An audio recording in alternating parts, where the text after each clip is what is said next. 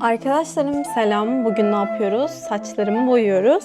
Ben de doğal saçlarıma çok aşırı dokunmadan uçlara küllü bir renk ataraktan aslında renk eşitliği sağlamak istiyorum. Bugün onun için ne yapıyoruz? Saçlarımı boyuyoruz. İlk ve en önemli adımımız saçımıza birazcık yağ sürmek ki o boyanın vereceği kötü etkiden azıcık arındırabilelim aslında. Öncelikle yağı birazcık elimle ısıtıyorum.